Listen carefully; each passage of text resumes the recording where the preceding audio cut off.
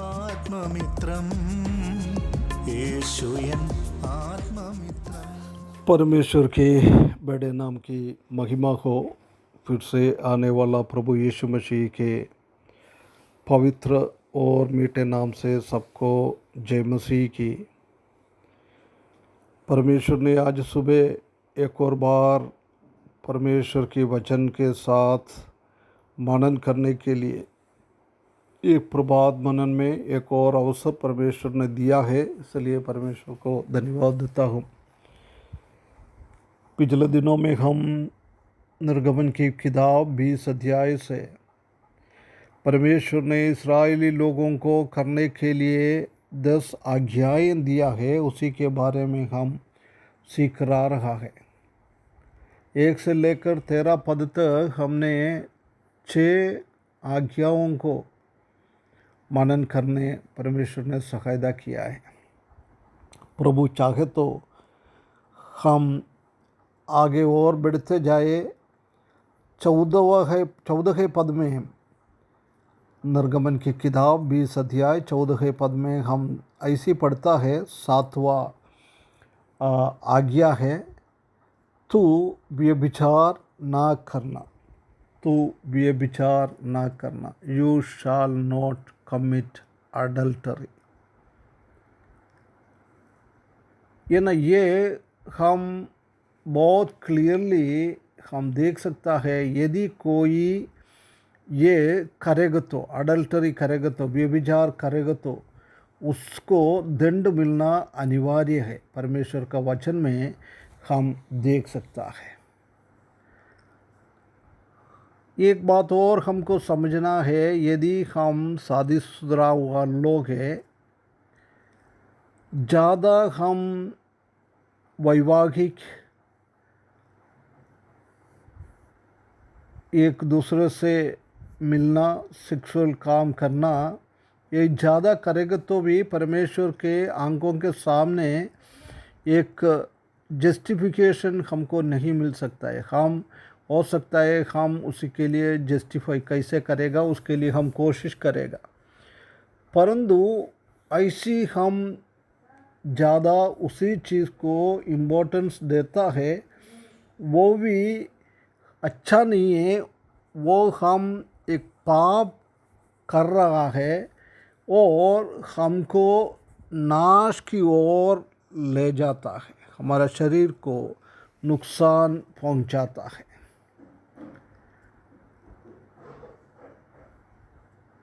हम जानता है कि एक पुरुष अन्य पुरुष का स्त्री के साथ गलत करता है, वो एक बहुत खतरनाक पाप है।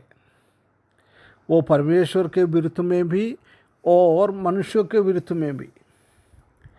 ये आज्ञाओं देने के कई साल पहले हम जानता है कि हमारा गोत्र पिताओं से एक पिता ने इसी बात को अच्छी तरह से समझा था। उत्पत्ति की किताब 39 अध्याय उसका 3 पद में इसी बात को हम देख सकता है। उधर ऐसी लिखा है 39 उत्पत्ति की किताब 39 अध्याय उसका 9 पद में,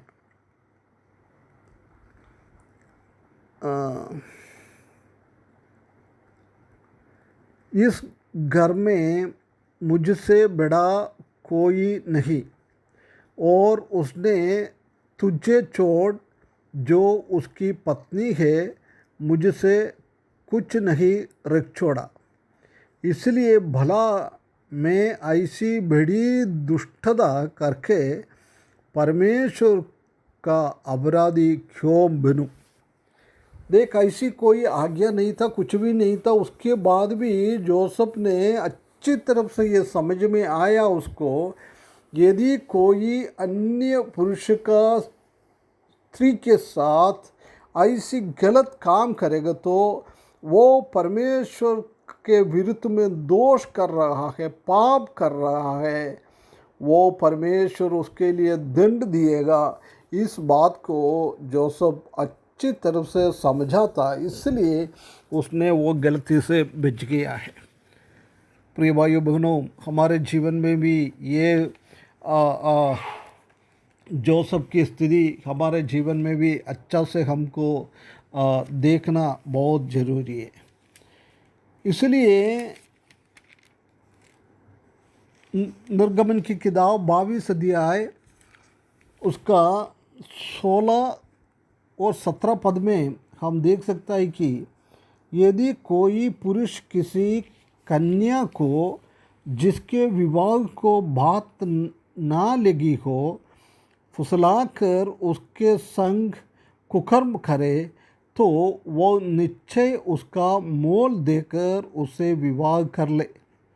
परंतु यदि उसका पिता उसे देने से बिल्कुल इनकार करे तो कुकर्म करने वाला कन्याओं को मोल को रीति के अनुसार रुपया तोल दे। देख, बहुत क्लियरली लिखा है, यदि ऐसी कुछ गलत कर दिया है उनसे मोल लेकर शादी करे, नहीं तो उनका पिताजी क्या मांग रहा है वो उनको देना है ना। एक कन्या के साथ एक शादी नहीं हुआ है, ऐसी स्त्री के साथ ऐसी करना है। उसके बाद हम व्यवस्था विवरण उसका 22 अध्याय में उसका 22 पद में ऐसे लिखा है, यदि कोई पुरुष दूसरे पुरुष के ब्याही हुई संग सोता हुआ पकड़ा गएगा तो जो पुरुष उस स्त्री के संग सोया वो और वो स्त्री दोनों मार डाल जाए। देख, परमेश्वर का बहुत बड़ा दंड है, यदि हम ऐसी करेंगे तो हमको मार मिलना है। ये परमेश्वर का दंड। उसका 23 पद से 29 पद तक हम पढ़ेंगे तो उधर हम देख सकता है कि कुंवारी के साथ एक वर्जिन के साथ कुछ करेगा तो क्या करना है, वो भी बहुत स्पष्टता के साथ उसी में लिखा हुआ है।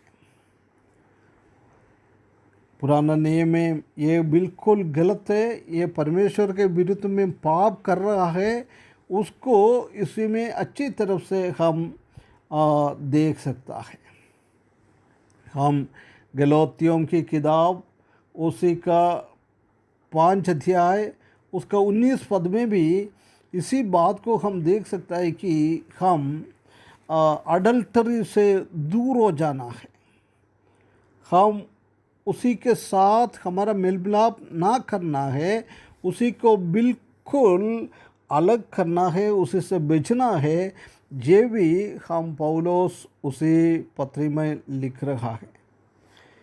जब हम मत्ती सुसमाचार 5वें अध्याय की ओर आएंगे तो उधर हम देख सकता है कि प्रभु यीशु मसीह ने व्यभिचार के बारे में क्या बात कर रहा है वो भी हम देख सकता है। मत्ती सुसमाचार 5 अध्याय उसका 27 से लेकर 30 क्लियरली उसका 27 पद में लिखा है कि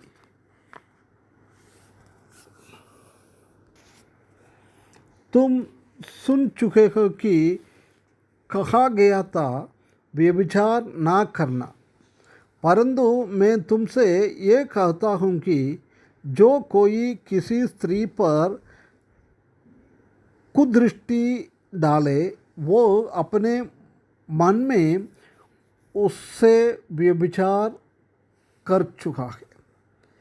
देखिए, यदि हमारा दिमाग में कुछ गलत विचार एक स्त्री को देखकर आ जाता है, प्रभु यीशु मसीह बोल रहे हैं पुराना नियम के जैसी करने का जरूर नहीं है।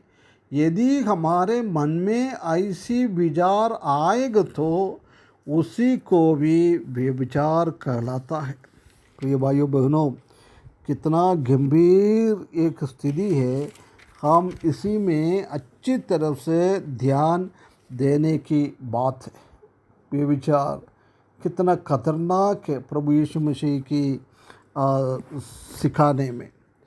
उसके आगे हम पढ़ेगा तो उधर हम देख सकता है कि यदि तेरी देखनी आँख तुझे सो ऐसी ठोकर खिलाता है, उसी को निकाल कर फेंकना है।